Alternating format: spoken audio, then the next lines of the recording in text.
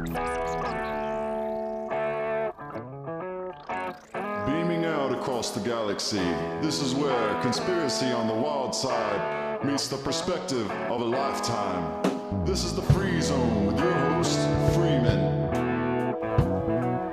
Hello, all you friends of Freeman, and welcome to the Free Zone here on FreemanTV.com. I want to thank you all for tuning in live here every Saturday night at 8 p.m. Eastern. But if you can't make it to the live show, it's streamed out in many different ways. You can find the Free Zone on Stitcher. You can find it on iTunes and on YouTube.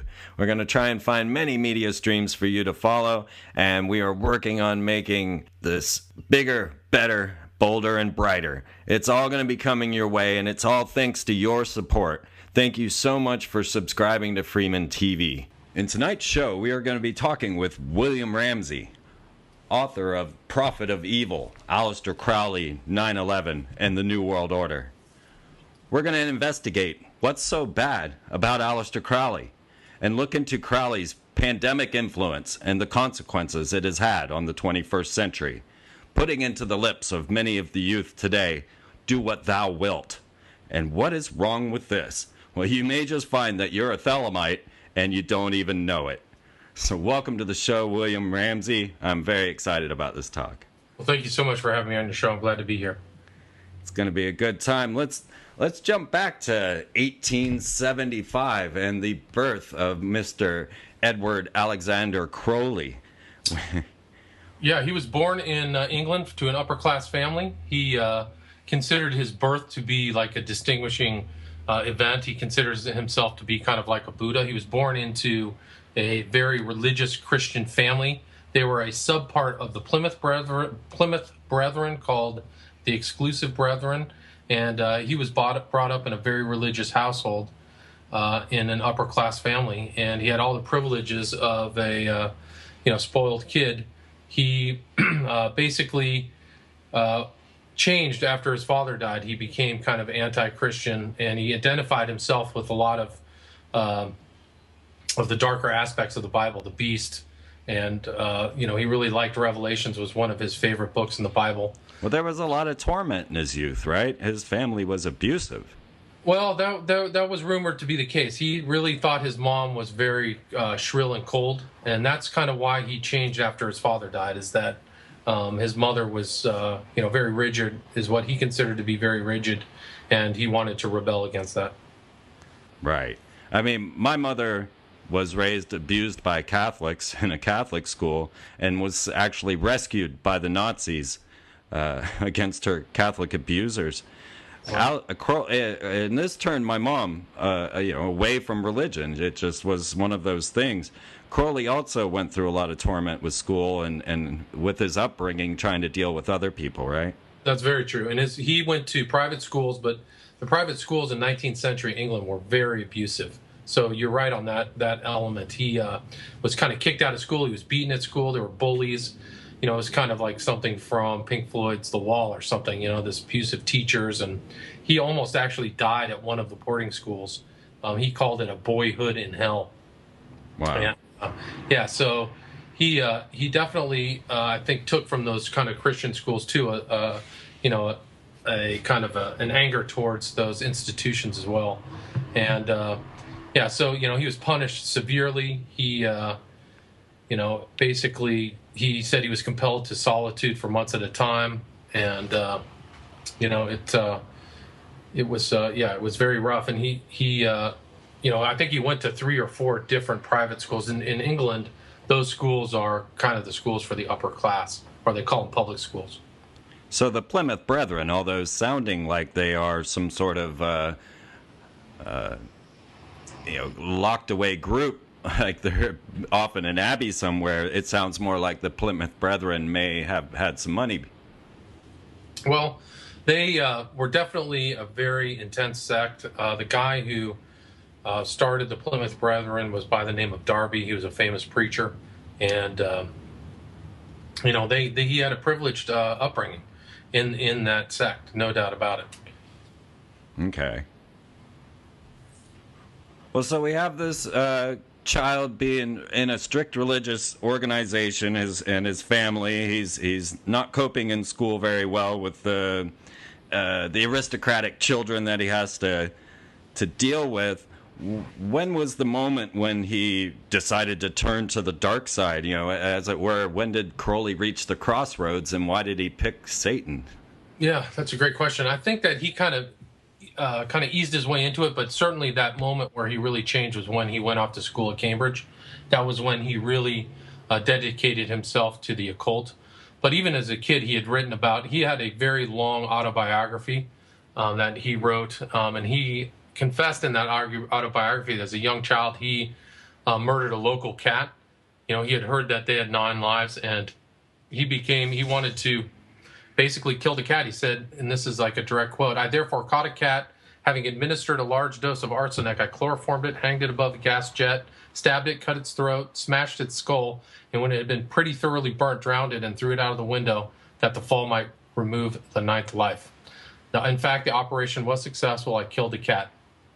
And he says, "I remember that all the time I was generally sorry for the animal, but I simply forced myself to carry out the experiment in the interest of pure science.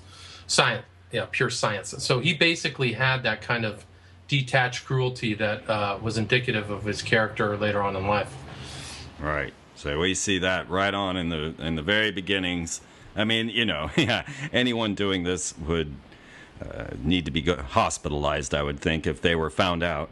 Yeah, I would say so, for sure. And he said, like, when he got to Cambridge, he said, "I was part of the glories of the past at Cambridge, but I made a firm resolution to be one of the glories of the future." So you see this overriding ambition of a younger person to make his mark. Right.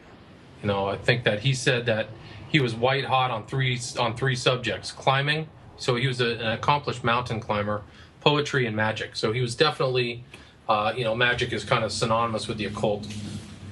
Is there truth to the story that he left people on the mountain to die?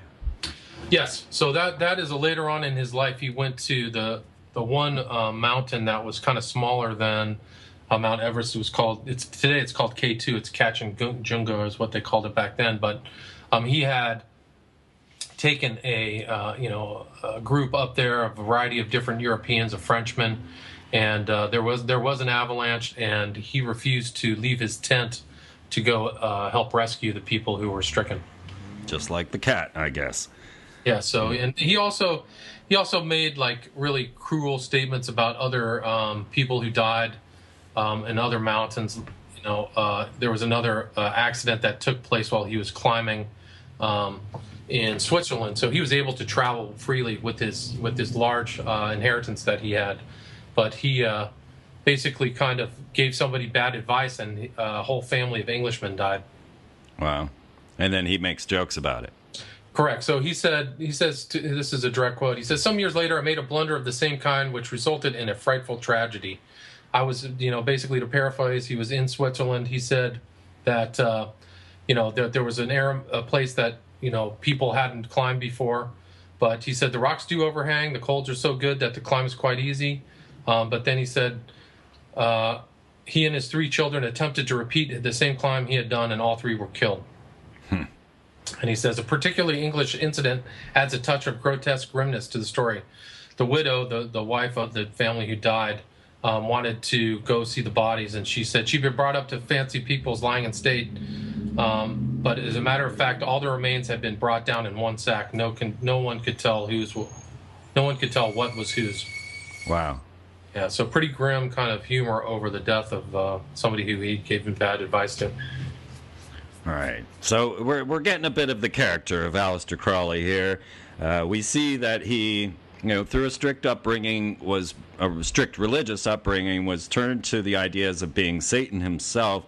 And at Cambridge, is this when he started to discover the Golden Dawn, start to prepare his battles with MacGregor Mathers? I mean, one look at MacGregor Mathers, and I probably would give him flack too, but, Yes, I would definitely say that was the time. He really started venturing off into a kind of occult books, and he came across one that, led him, that he heard that there was basically a secret group of people, and he wanted to discover what there was. There was basically an intermediary, and he made his way into the Golden Dawn. Like and in his time, there was a flourishing occultism in the era of that, the British Empire. So, there was Helena Petrovna Blavatsky was in London at the time, and aristocrats went to her society for her Theosophic Center, and she had a society for psychical research. So a lot of people were interested in that stuff, and Crowley became, one of those people who, followed in that kind of footstep with other kind of luminaries of the time, like William Butler Yeats. So, yeah, he made his way through all of the steps. The Golden Dawn had this hierarchy of kind of initiation and grades that you had to go through, and Crowley really applied himself and went through those grades as fast as he could. And you can see he has something in his kind of in his papers where he writes the dates that he went through the grades of the Golden Dawn. Well, he was a master of the Bible, I would imagine. And he was. He referenced the Bible. He was a noted scholar. He wrote tracts about how bogus the Bible was from a position of somebody who was very knowledgeable about it. And he actually, when he decided to kind of create his own religion, he integrated many concepts and themes from the Bible into his religion, like the concept of the Scarlet Woman and the Beast. So he became kind of a beast, and he had, through his life, these women who were kind of ritual partners to him that he called the Scarlet Women. But do you know a bit about the magical warfare that MacGregor Mathers of the Golden Dawn and Crowley would have, and what this would be like? Yes, I know a lot about that. Basically, MacGregor Mathers was his kind of master as he went through. He actually had he really didn't respect anybody, but one of the strange things about his writings was he had a lot of admiration at one time for this guy, MacGregor Mathers. He actually thought he was authoritative. He said about Mathers, he had that habit of authority, which inspires confidence because it never doubts itself. So, he regarded MacGregor Mathers as a magician of extraordinary attainments. It's almost kind of like something out of Harry Potter, their relationship of this kind of master and kind of student. And eventually what would happen is Crowley took oaths of secrecy never to divulge a lot of the information that Mathers had acquired, and Crowley then decided later on to publish that. And there was actually they came to a lawsuit, and there was a lawsuit, and all the records of this lawsuit between Crowley and Mathers exist, and the judges were amused by these two oddballs in kind of magical dress arguing over copyrights. Right. So yeah, I mean, Mathers was very important in the occult in a lot of ways, because he was a person who translated the Lesser Key of Solomon, the Goetia, about the 72 demons. So Mathers really had a lot of credibility because he went into a lot of the old libraries and dug up old documents. He really was kind of a scholar. He wrote something important about the Kabbalah. He called it the Kabbalah Unveiled.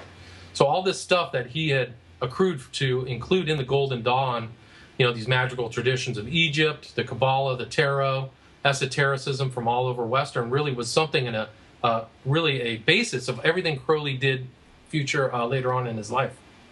So what turned the tide? Well, I think that what happened is that he Crowley.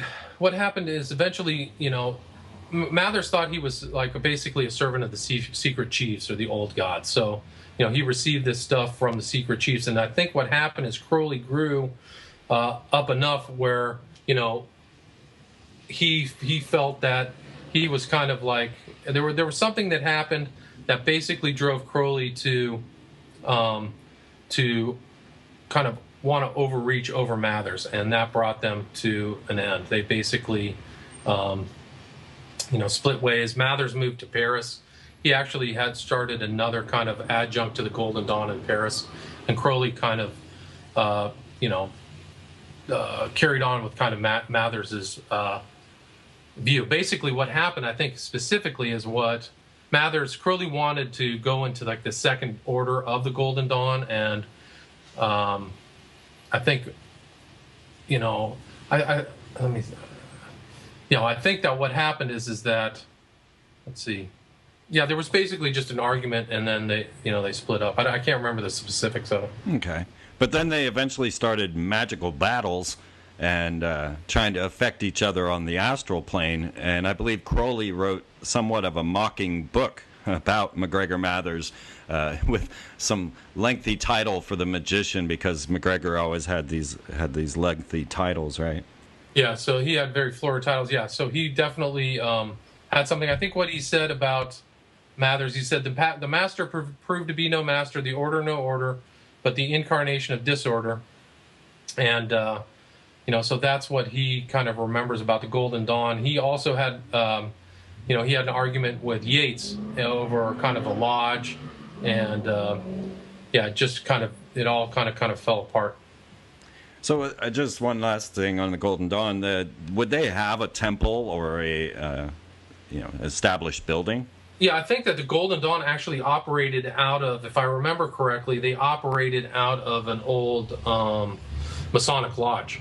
So they had a Masonic lodge somewhere in London that they used for their kind of rituals.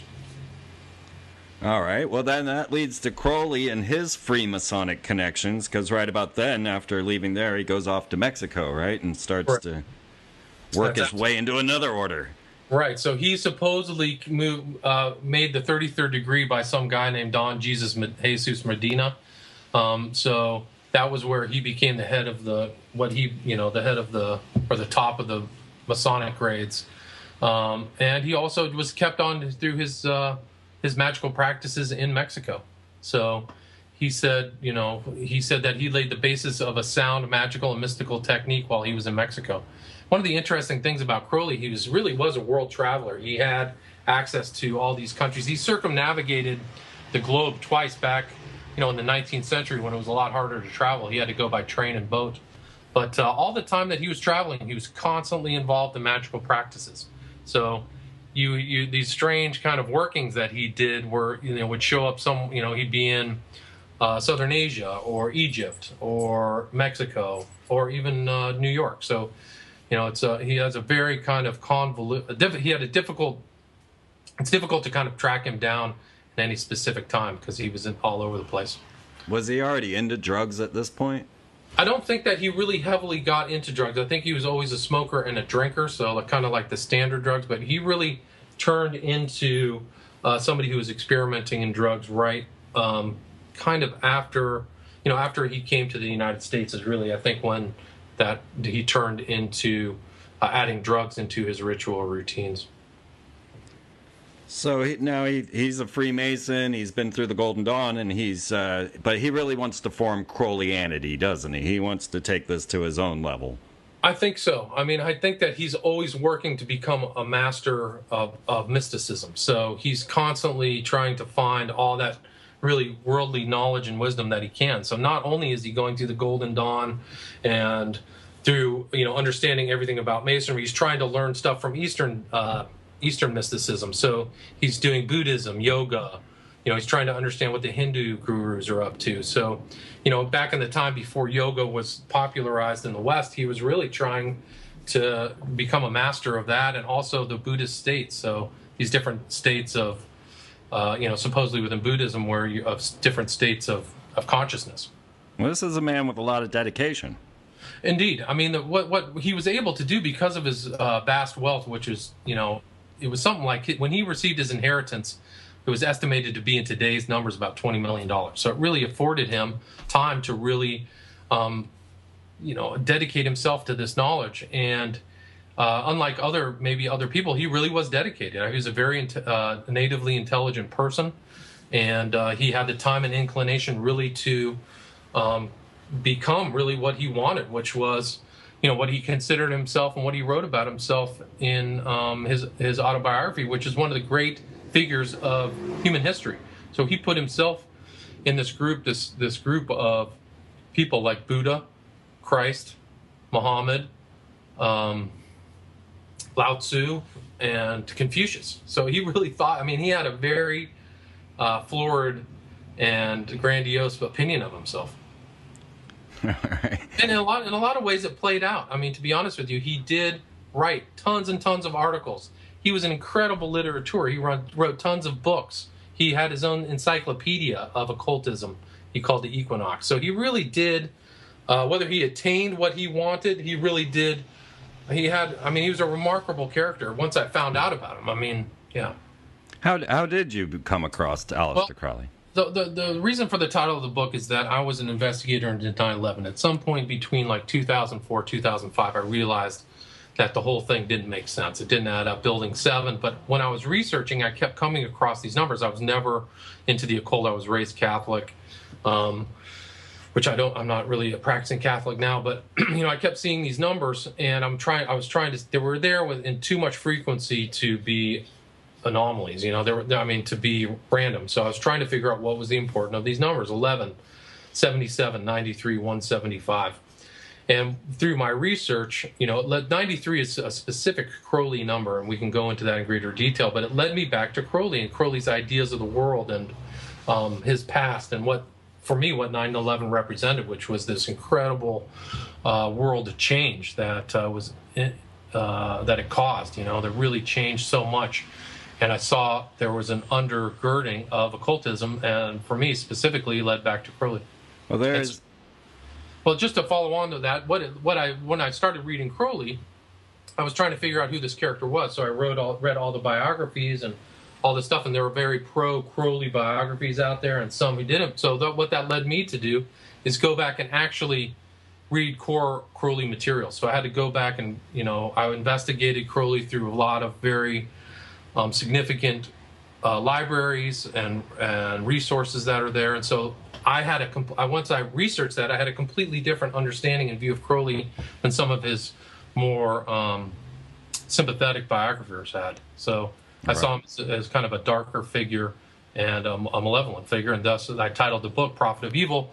And what Crowley thought of himself really was a prophet of a new aeon, a new era, somebody who really wanted to make change in the world. And I saw 9/11 as part of that desire to make change. That was post his death in 1947. Well, yeah, and as we follow through his life here, we're going to see how influential Aleister Crowley was in the manufacture of the New World Order and the 21st century. There's absolutely no doubt about that.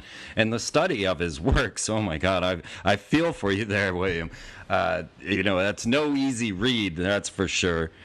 And the height of what Crowley is shown in the fact that his Book of the Law, this book that was channeled by Rose, and I want to talk to you about that, but the Book of the Law is actually housed at the Harry Ransom Center on the University of Texas campus. Right. And I've actually looked through a lot of Crowley's old material from there. It's very fascinating. It's amazing, right? So it's not like this was some flight of fancy fellow, although he was king of the tabloids. His works are stored in universities. His works are studied and on the shelves of every Masonic temple around the world. And his magic has influenced every rock and roll group and celebrity. We're going to get to so much of that as we go along. But let's talk about the Book of the Law for a minute, because this is what really developed the concept of the Thelema and laid out the idea of the Aeon of Horus.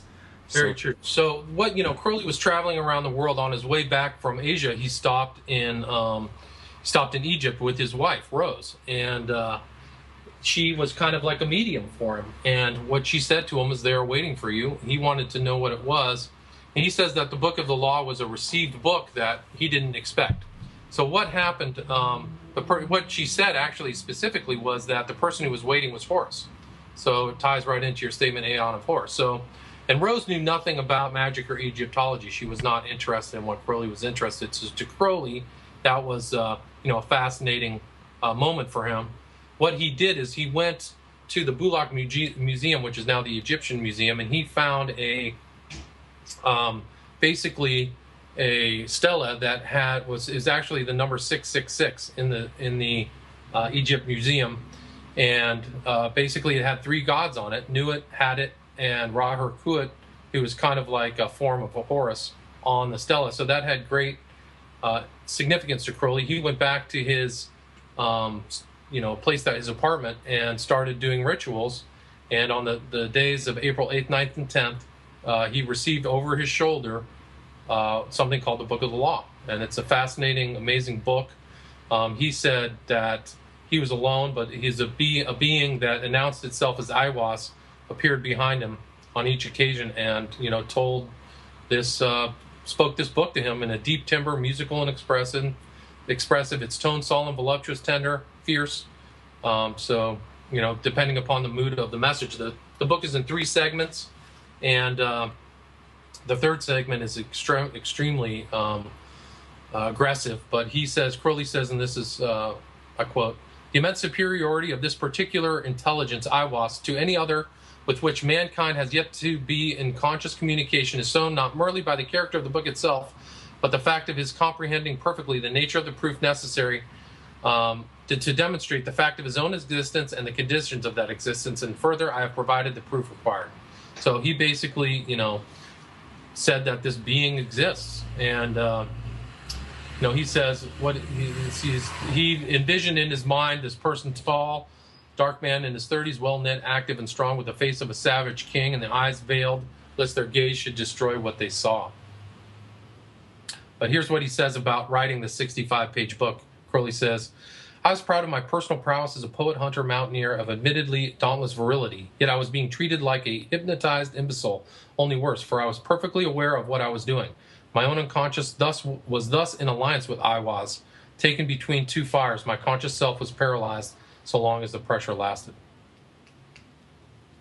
So, he had this very important moment, and that Book of the Law would be the basis of all of his future religion. It was really a core document for everything that Crowley wrote in the future after 1904.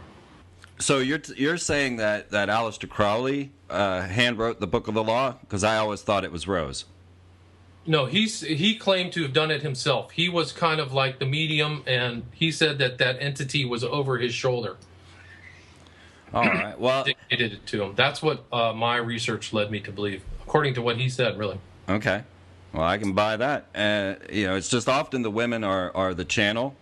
And I think for sure she was the initial channel, and all of his Scarlet Women were initial channels for him in the future as well. All right. So for yeah. Sorry. One thing I was thinking about is that Stella revealing just another nod to Crowley at the museum. They still have, although the Stella has been moved to a new place, they kept the 666 plaque in the display. Interesting. Do you know what's also interesting? People still travel there for certain dates on April 8th, 9th, and 10th to celebrate the receipt of the Book of the Law. Wow. One devotee of Crowley actually traveled there for the 75th receipt of the Book of the Law, and his name is James Page, or otherwise known as Jimmy Page. Of course. Yes. Of course. Ended up buying his house in the Loch Ness. And correct. Yeah. It's a Boleskine Manor. Yeah. So, in the Book of the Law, it clearly states that I am the hawk-headed Horus, and I pluck out the eyes of Jesus. Correct. So yep. He also references my number is 11, and the numbers of those who are us. So that's an important Crowley number. But yeah, the last part of it's broken up into 3 parts, but the third part is particularly vicious. The war god Horus viciously declares an age of wrath and death upon the earth. Basically, I'm a god of war and vengeance is exactly how it starts. It starts with it. And then he says, he basically, the god Horus insults all of the other great religions. He says, with my hawk's head, I peck out the eyes of Jesus as he hangs upon the cross. I flap my wings in the face of Muhammad and blind him. With my claws, I tear out the flesh of the Indian and the Buddhist, Mongol, and Did. So I spit on your crapulous creeds. Well, this prophet of evil, Aleister Crowley, definitely was onto something here when he started to outline this age of the crowned and conquering child and laid out the very formation of what we're seeing in the 24th century, saying that look at the games of chance, the many wars, and all of the indolences of the people today. Are we not children? and speaking that we were moving into the age of the crowned and conquering child. I mean, I see it in Bill Clinton's extramarital affair. I see it in the politics and the war, that this age of the crowned and conquering child is absolutely upon us, this age of horrors. Yeah, I mean, he always talked about it as the birth of the child, the child, this kind of cosmological change. And he actually kind of estimated later on in his life that it would start in the 60s. And then you have Timothy Leary basically saying the same thing. I believe in Aleister Crowley. He had a beautiful, I can't remember exactly what he said verbatim, but to paraphrase him, he said, I'm carrying on the work of Aleister Crowley. And there's the 60s, this era that, Crowley typified, this era of magic and drugs and, freedom, human freedom away from any of the old kind of Christian or, Hebrew creeds or dictates. Right. Well, whatever happened to poor Rose? Rose actually went kind of mad. She became a heavy-duty alcoholic. She was drinking, tons of bottles of alcohol, and she ended up in an asylum, like a couple other of Crowley's Scarlet Women. Wow. So did these Scarlet Women play into the AA? How did that get formed, and what? Once Crowley kind of came back from the Book of the Law, he really actually put it down for a while. I don't think he fully understood it, but he, came back to England, and his wife was, their daughter died. The name's Zola Zaza, and that's why Lola Zaza, excuse me, and that's why his wife started drinking heavily. But he decided to create this kind of universal magical system called the AA. And it was a magical system anybody could do. It was structured so that there would only be one person above you to, follow. It was called the Astrum Argentum, which references the silver star of the moon. It's a very intense, rigorous training system that, is based upon everything Crowley had learned up until that time. But at this point, he started to write some, let's talk about his poetry and his writing, because as he got to the Book of Lies, it seems that he had stumbled upon a secret that he was completely unaware of. Well, he said the secret was basically sexual magic, but yeah, it was something that he came across that other OTO members. See, Crowley became the head of the German OTO in 1925, but there were other people kind of doing similar things as Crowley at the same time, and he had a meeting with this guy named Carl Royce, who was the head of the OTO, and this Royce guy said that Crowley was stealing his knowledge, but they both came across this kind of sexual magic around the same time during their investigations, and that was I think what was referenced in the Book of Lies, if I'm correct. Well, the original creation of the OTO, Rus, yeah. This was really an offshoot of the Bavarian Illuminati, was it not? I think that's what they said. Yeah, that's what they claimed, and I haven't verified that, but the OTO was kind of like the same kind of order as the Golden Dawn. There were, all kinds of occultism and magic and all that stuff. But yeah, that's my understanding is they claimed to offshoot. Yeah, if you read what they actually claim, they claim to be the offshoot of everything, from ancient Egypt to the Illuminati to, you name it. Yeah, there's a huge long list of all these people, and then they named all these people who were either members or spiritual members, so people they wanted to be members of the OTO, and that's also a long list of people who had already been dead, so there's no way they could have been members. So, I've never been able to trace a direct line from the Illuminati to the OTO or the AA or, any of these other organizations. I just don't have that information. All right. Well, the real purpose of this magical order, known as the Ordo Templi Orientis, just for those listening, and is translated as the Order of the Eastern Templars, is absolutely then related into Freemasonry and many other, although it's an outer body, it's not an actual part of, but beyond Freemasonry, the OTO, they work on the idea of the invocation of various deities through this mental imagery and engaging in sexual practice, right? That's my understanding, yeah, something like that. So the real purpose of this is contact with, let's call them extra-dimensional beings. Yes, I think that that's true. And Crowley was trying to create contact with those beings all of his life. I mean, that was really the whole step. I think a Christian would call them demons, but he had contacts with AWAS through the Book of the Law. He had another one called, there was another one where he wrote Book 4, which was in Italy. And there were all these other entities that he was trying to come in contact. But he also through his whole life, he was trying to contact AWAS all the time. Those were kind of his main prayers from his writings and his diaries. Well, he seemed to have a huge fixation with semen.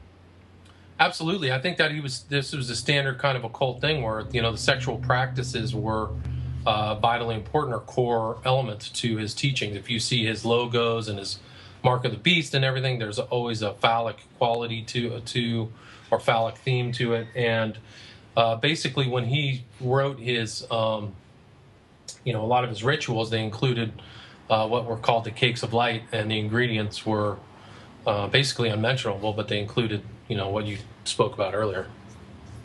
Yeah, semen and menstrual blood. That's in Lady Gaga's perfume. Well, she's keeping up the tradition then. I didn't know that. Oh, yeah, it carries on. We see our celebrities putting out these hand signs and gestures. We see Jay-Z with his Do What Thou Wilt t-shirt. And, back to the sexual nature, the Vesica Pisces is the symbol that sits outside of the OTO's logo. It has the Vesica Pisces with a dove coming down into the Holy Grail. And right. As we study, and we have a book called Weird Stuff, that we outline the different hand signs and gestures, and a lot of people will see that hand sign where a lot of the celebrities, even Justin Bieber, putting their like the OK symbol, and most people will say that this would equate to 666.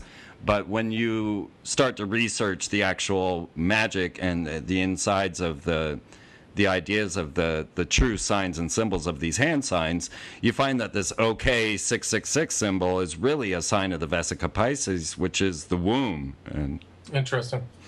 I mean, it's all those teachings are still there from Crowley. Crowley was like a central figure for grabbing all that information from occultism prior to his ascension, really, at the turn of the century. So he knew all about past occult masters. He actually thought he was a resurrection of a French magician who also influenced Albert Pike, and his name was Alphonse.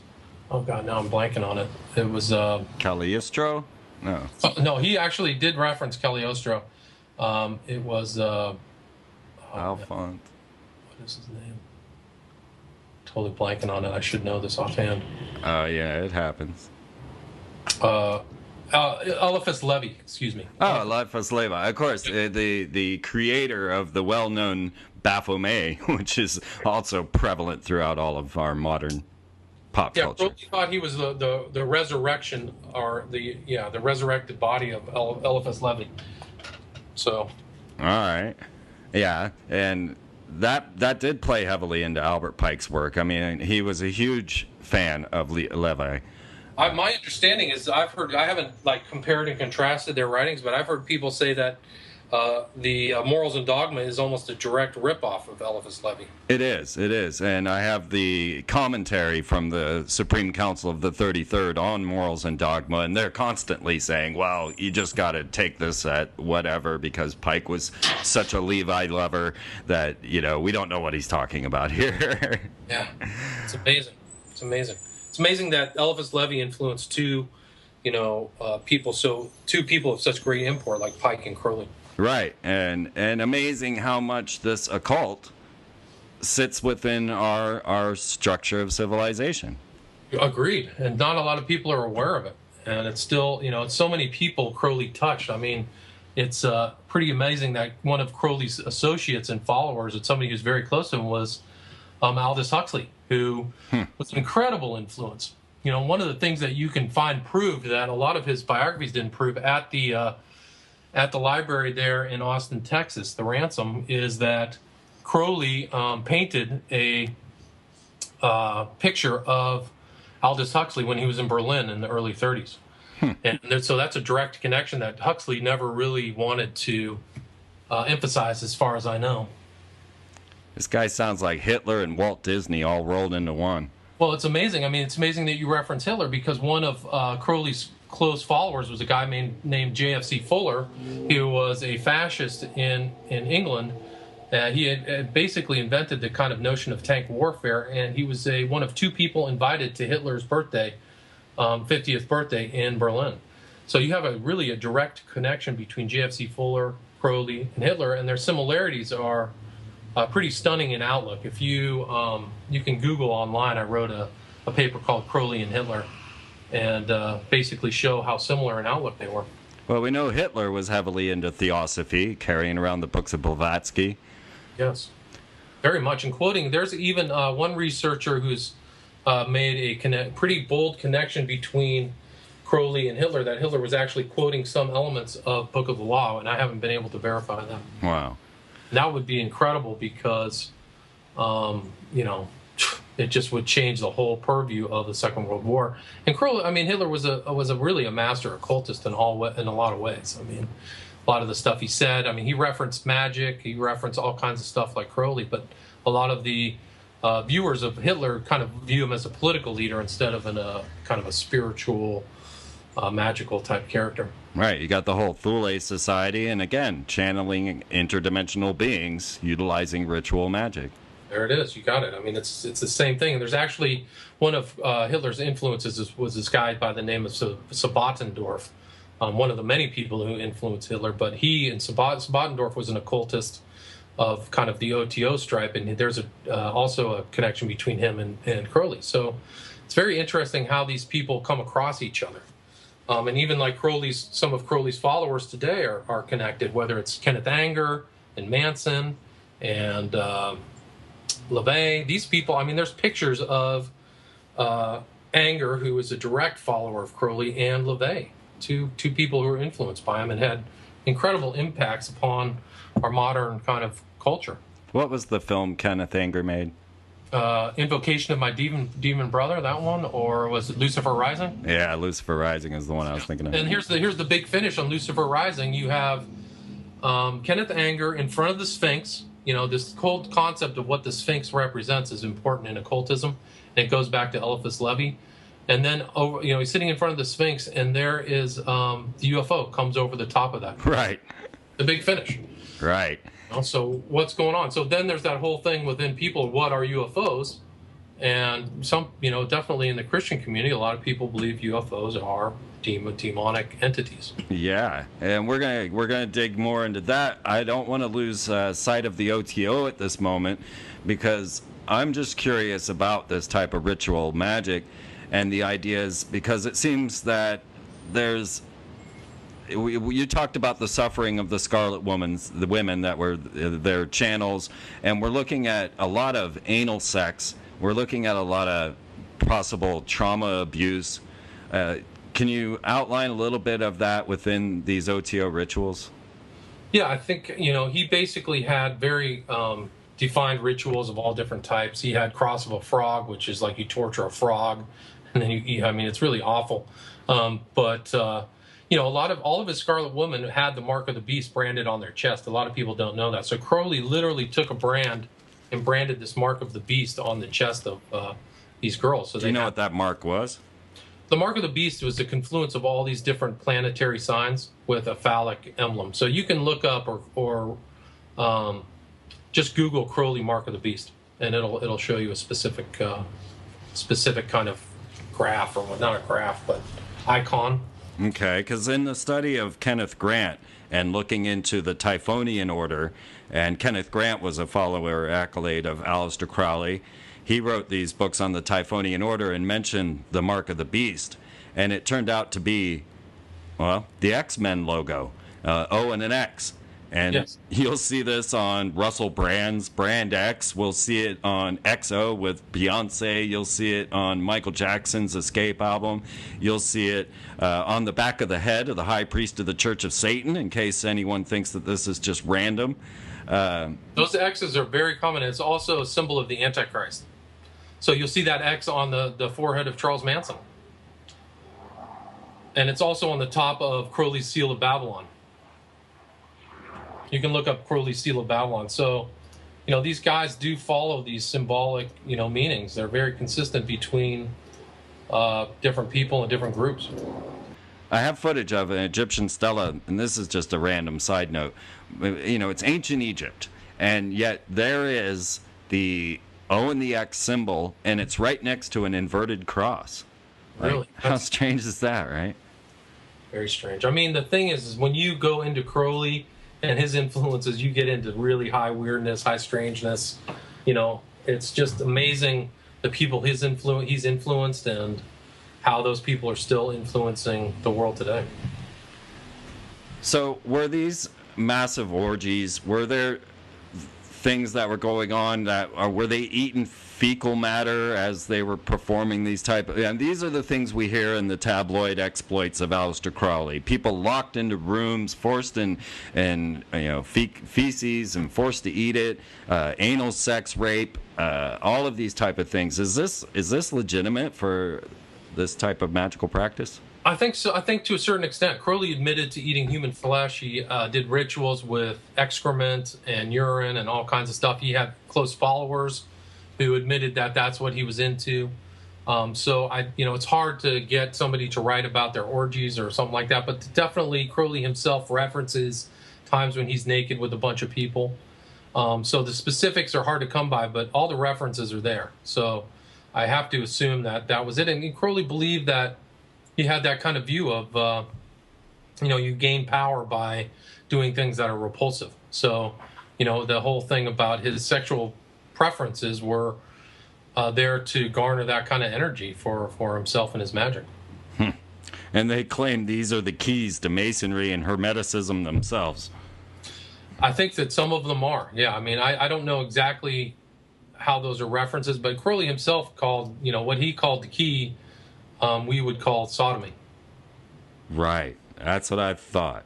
Yeah, no, it's definitely there. I mean, he believed sodomy was the doorway to hell. He believed, it just was, there was so much of that involved in all of his practices. And that was really his preference. I think he was really preferentially a homosexual, although he had women, and his opinion of women was extremely low. So when I hear of people who are females who join the OTO, it's pretty much of a shock.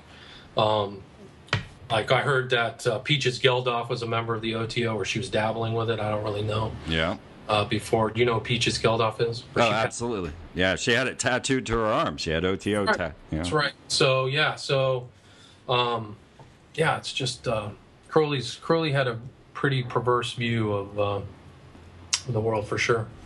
Well, then he gets all mingled in with Jack Parsons, L. Ron Hubbard. Next thing we know, we're looking at modern rocketry. Yeah, it's really incredible because the first OTO kind of place outside of, I think, Europe was this place on Orange Grove Road in Pasadena with another kind of privileged son, this guy Jack Parsons, who his actual real name is Marvel. And here's this guy who started Scientologies there. They actually had the same. Crowley, at one point, he started his own abbey. He called it the Abbey of Thelema. Thelema meant will, and which is a very important concept in most magicians. And will actually, when he put it into the gematria, added up to 93, which is one of his important numbers, which goes back and kind of ties into 9/11. 9/11, yeah. But interestingly, when he started his Abbey of Thelema, he was inviting all these other people to come down from England to learn at the feet of the master. But he had this interesting L.A. figure who was an L.A. actress, not super successful, but her name was Jane Wolfe, and she sat at the feet of Crowley and learned from him. Well, here you go. What happens when they consecrate the new OTO or Crowley chapter here in Pasadena? Here is this lady, Jane Wolfe. This is all recorded. Jane Wolfe holding the Stela of Revealing, consecrating this temple in Pasadena. So there's an absolutely direct tie between Crowley, Parsons, this lady, Jane Wolfe, and all these people. And who's hanging out with Jane Wolfe and some of these other people? Kenneth Anger and all these other kind of famous magicians. And Kenneth Anger is still alive. It's really incredible. He actually gave kind of a talk on Crowley at the Hammer Museum here in LA. Wow. Yeah, and you can look that up online. He goes through Crowley, and here's Kenneth Anger talking. Who's Kenneth Anger's benefactor? J. Paul Getty, a scion of the Getty family. He would pay any airplane flight that Anger wanted to take, Getty would cover. And what are the Getty famous for?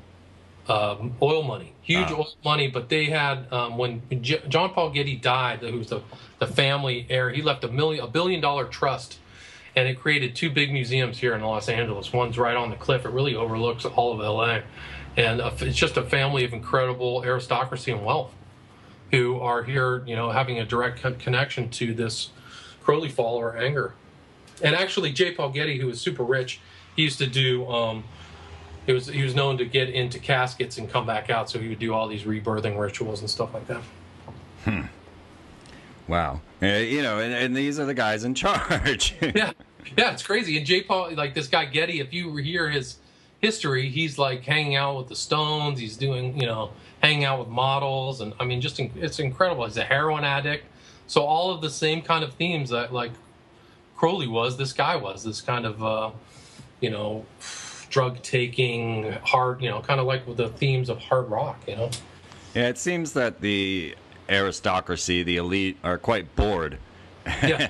and just have to dabble, and then it eventually leads them to Satanism, right? Yeah, I think so. I mean, Crowley basically is a Satanist. He just was a very sophisticated one, and he had all kinds of secret techniques and stuff. And I think that there are even, I mean, I didn't research kind of Crowley's connections to wealthy families, but there's a connection between some of the earlier aristocratic families of New York and Crowley, the Astors, and people who are known to come to Crowley. Crowley was in New York as a British spy from about 1912 to 1918. He was working, trying to destabilize the German support here in the U.S., and also still practicing magic and hanging out with the cognoscenti and literati and all these people in New York. It's really incredible. It is amazing, and amazing how much influence this man had, and how few people really know about anything about Aleister Crowley. It's not really publicized, but you have so many important figures. You have like Alan Moore, who's a huge writer of comic books. He's not even a drawer, but he's written all these works that we see all the time, like V for Vendetta, From Hell. From Hell, the League of Extraordinary Gentlemen. Yeah, what's the one about the about all the kind of guys at the end of the world, the superheroes? Oh yeah, Watchmen. Watchmen, thanks. Yeah, so then Watchmen. So he's written all these, and his things are, basically full of kind of Crowley cultism and stuff like that. Oh yeah. Crowley's birth, like the real followers of Crowley, the hardcore ones. Celebrate a day when Crowley was born. It's October 12th. So they he has all these October 12th references in his stuff. He has Crowley's motto in there, the 5 V's. And here you can see again the influence of this man as the protest and we see the occupiers running around with their Guy Fawkes masks, never knowing that all the teachings inside of the comic book, V for Vendetta, or graphic novel more properly, are based off the beliefs of Adam Weishaupt and the Bavarian Illuminati, coupled with the beliefs of Aleister Crowley. I mean, it's right there. I think that there's even a direct reference where the main character says, do what thou wilt. Do what thou wilt. Sure, it's all in there, absolutely. And I firmly believe that the reason Alan Moore took his name off the movie was because the movie left every bit of that out of it. Interesting. I didn't know that. Yeah. Yeah, I mean, and then you have like H.R. Geiger. A lot of people don't know that guy was an OTO member. If you look at his drawings and stuff like that, he has kind of rewritten or redrafted kind of the book, the Stella of the Revealing, and that guy did all of the, artwork for the Aliens movies. Right, absolutely. And Jim Morrison on the back of their album had a bust of Crowley, and he's making like a hand sign. And Jim Morrison was heavy duty. He knew a lot about Crowley and other kind of black magic stuff. He's like that Jay-Z that you talked about earlier with the Do What Thou Wilt. I mean, it just goes on and on. Zeppelin, Page, Bowie, Beatles. The Beatles, Bowie, Rolling Stones. It's quite amazing. And here's this band no one knows of, and yeah, like you were saying, he was a secret agent. He was in MI6, and it was said that he actually taught the peace sign to Winston Churchill, which the peace sign is literally the sign of Typhon, which is, for those listening, the beast of the abyss. And he taught Winston Churchill, who was a 33rd degree Freemason, this peace sign to battle the solar forces of the Nazis' swastika. Yeah, it's crazy. And even apparently Crowley's handler was the writer of the James Bond movies during World War II. So actually, that guy, he Ian Fleming. Ian Fleming, thanks. He actually modeled his first villain on Crowley. Right. Last movie, first book. Right, I think so. So they were supposed to, I didn't see it, but it was supposed to be like a kind of corpulent, corrupt figure that I think the last name is Chiffre, Chiffre. Does that sound right? Yes. So I think that was, he actually wrote that was a Crowley model. So yeah, and when you look into Ian Fleming's early works, especially the Chitty Chitty Bang Bang, right? Written supposedly for children, but absolutely is a child napping book, kidnapping story where the queen hates children, sends out the candy man to abduct the children and keep them in cages. And supposedly this movie was shown repeatedly to Princess Diana by the queen. Really? That's amazing. That's creepy, right? It's creepy. It's very creepy. It was eventually killed by probably the royal family, right? Oh, yeah. They got their breeding done, and she was out of there. I personally think they needed to bring a little more human DNA into the equation to keep from transforming or something, Yeah, she was actually kind of like, when you look at them all together, she's like the normal one, man. Oh, yeah, poor girl. So it's really sad. She used to literally say they're lizards. Yeah, I didn't know that, but she also wrote that note that says they're going to kill me in a car accident, and there they go. They killed her in a car accident. Right. I mean, God, the stuff she had to go through, like she just bristled at all the controls. You know that they gave her a gynecological check before she got married to the prince. They had to make sure that she was a virgin. Yeah. Yeah. God, I couldn't imagine being involved in that. Yeah. And poor Kate now. Ugh, It's the trade-off, right? You probably get the money and all that stuff, but holy smokes. Yeah, then you die. Well, in Magic and Theory and Practice, Crowley openly states that it's best to sacrifice a human boy of blonde-haired and blue-eyed descent, and you can gain the most power out of that. Do we really believe that there is human sacrifice going on from these type of belief systems?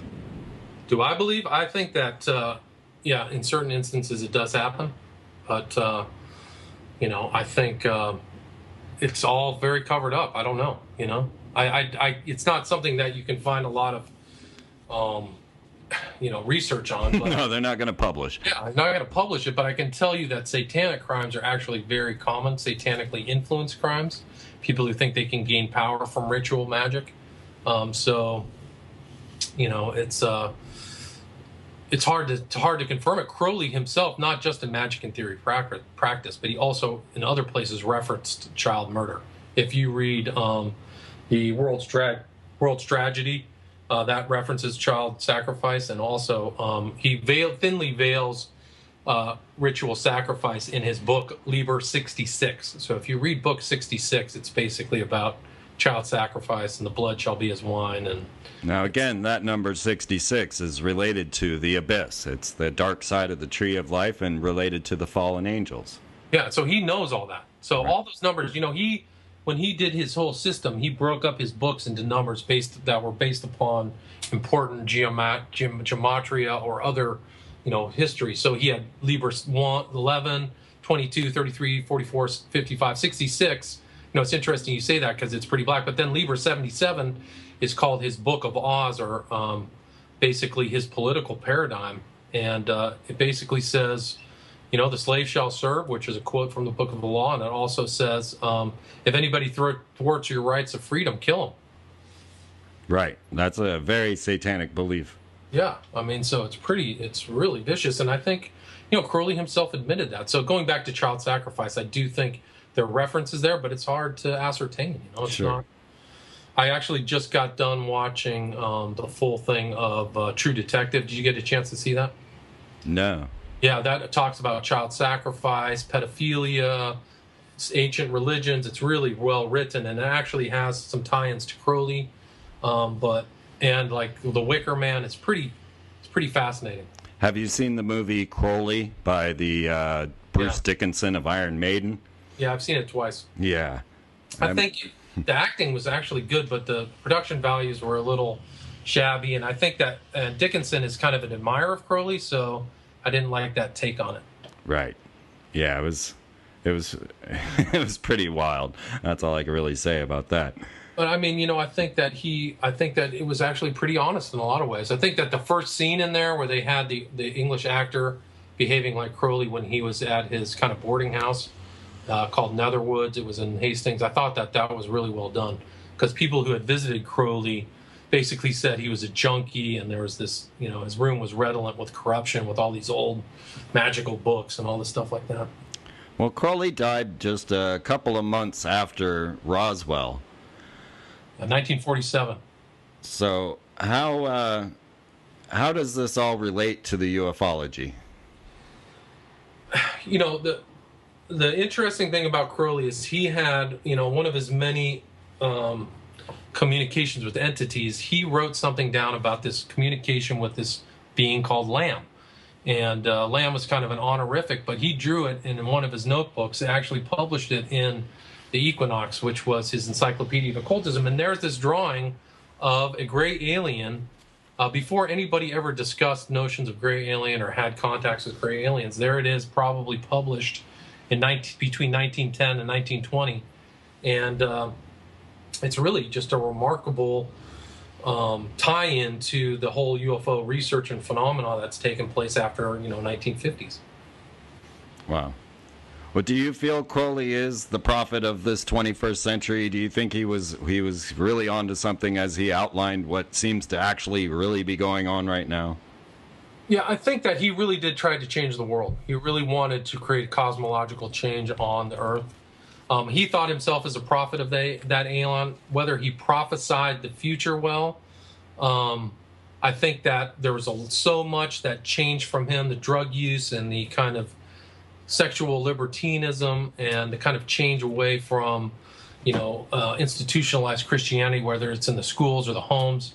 I think that he definitely helped make that change happen in the world, and his followers and his kind of like devotees really assisted him, whether it was Kinsey, Anger, whether it was the musicians through Led Zeppelin or anything like that. I think that, he has to be seen as this kind of important figure in the 20th century.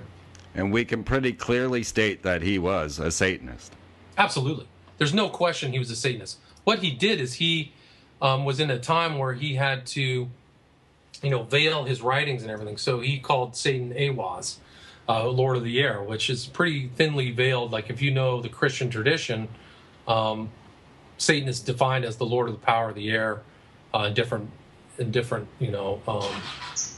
different places. So, it's clear to me that that's what he's doing. He's definitely, what he said pretty starkly was that he wanted to be Satan's right-hand man. And I think that in a lot of ways he did achieve that. He really spent his time, working on, becoming this kind of like the greatest Satanist in human history. And I think that all of his writings and everything he left really, showed that was what he was up to. William Ramsey, he is the author of Prophet of Evil, Aleister Crowley, 9/11, and the New World Order. And he's going to join us now in the members section as we start to discuss a little deeper and darker topic, getting into satanic ritual murder with the West Memphis 3 and the Process Church. And we're going to dig much deeper into the symbolism encoded into the tragedy that we know of as 9/11. Pretty soon, you will understand exactly why it happened on that day and why those planes were the very planes necessary to pull off this magic ritual. So join me and William right now as we move to the members section. And thank you all for tuning in here live to the Free Zone on FreemanTV.com.